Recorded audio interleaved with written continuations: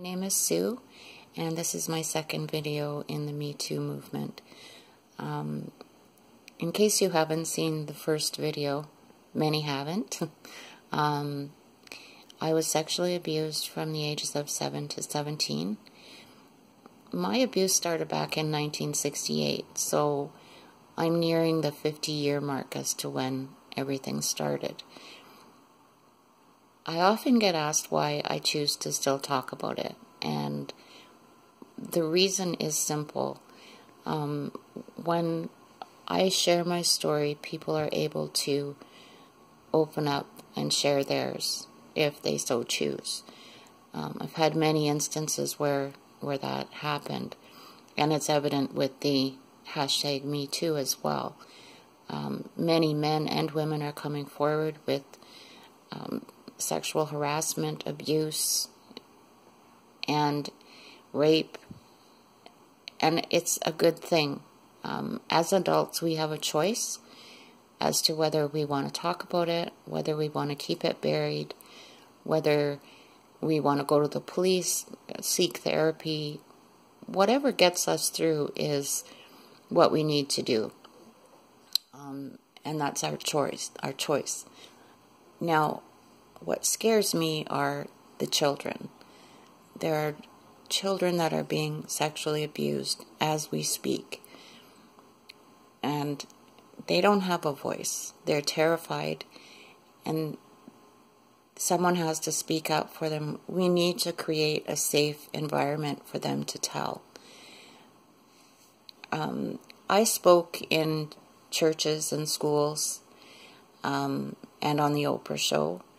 I did a Remembering Your Spirit segment, which for me was very healing because I was able to share my story and get validation that it wasn't my fault. Through the years, I've done writing therapy, I've gone to therapists, and I'm okay with what happened. I'm strong because of it. I'm always going to talk about it. It makes some people uncomfortable, but to me, it's the way for me. I spoke in a church for the first time, and I was very nervous. I don't consider myself a speaker. And I looked up from the podium once to see an elderly man take a handkerchief out of his pocket and wipe at his eyes. And I realized that he was crying for me. My story had impact. And when I finished the speech, I went back to my seat, and I was hugged probably 20 times on the way back, which was also not expected, but not unwelcome as well. After the sermon was over, I went to leave the church, and many people had stayed behind to comment on the speech or give me a hug or whatever. So this elderly woman, a tiny, frail little thing, came up and asked if she could have a hug, and I said, of course. And she said, may I tell you something? And I said, please do. She said that she's 87 years old, and from the time she was 6 to 8 years old, an uncle had stayed with them, and that he heard her during those years. And she said, I never told anyone until I told you. And she had tears in her eyes, and I thought, how good must that have felt to be able to release that after all those years. I spoke at schools as well. I went into grade 4 to 8 classes, and part of the presentation was the Oprah video. And the children were amazing. They were kind and supportive,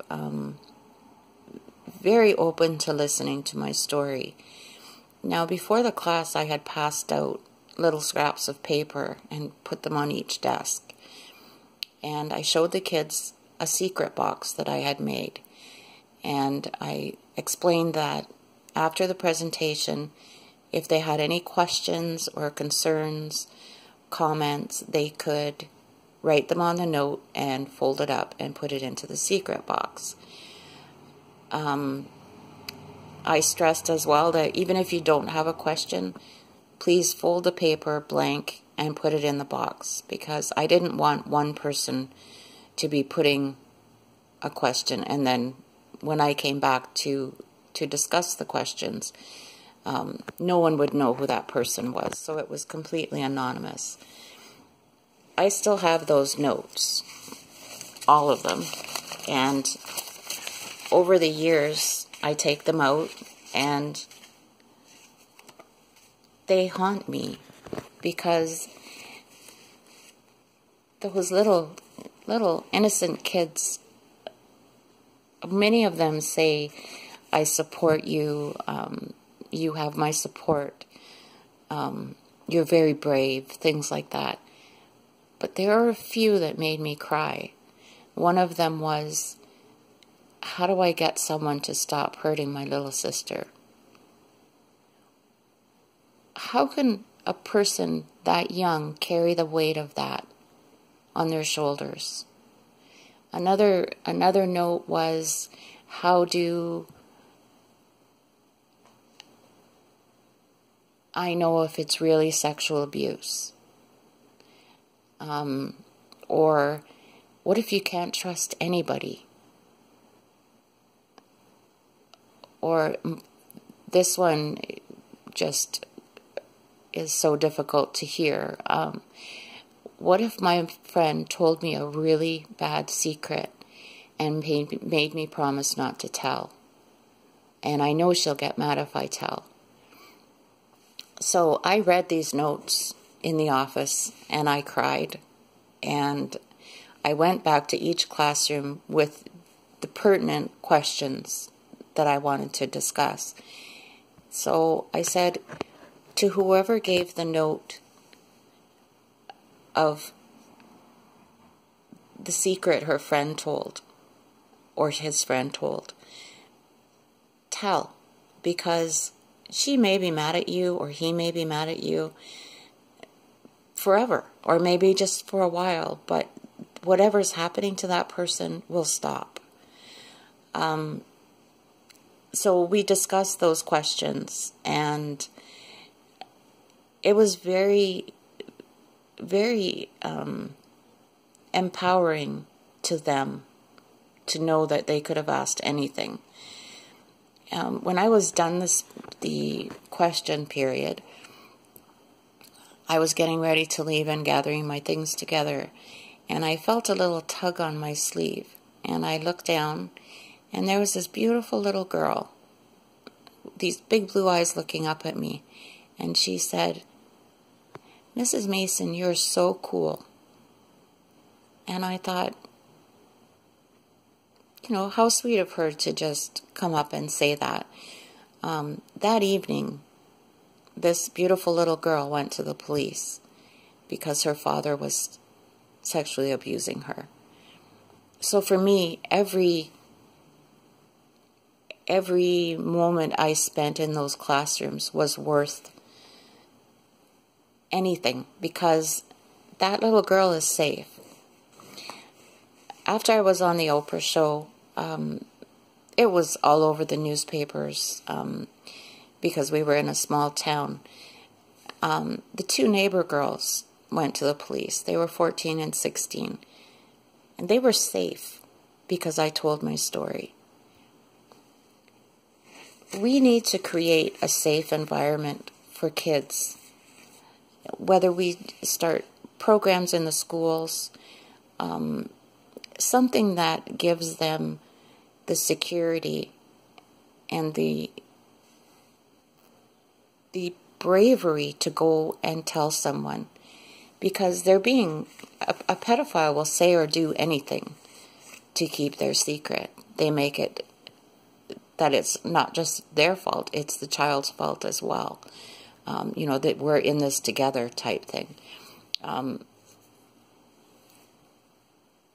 But even back in 1968 when this was happening, we didn't have the internet. And the things that are happening on the internet are terrifying. I would like to see something happen where we can talk to our kids and they can talk to us. There should be a hashtag kids too. I hope that by seeing this video, we can stay more vigilant. We can ask our kids more questions and keep them safe. Keep them out of situations where things like this might happen. And just be vigilant ourselves. Watch them and protect them because they don't know how. Thank you for listening.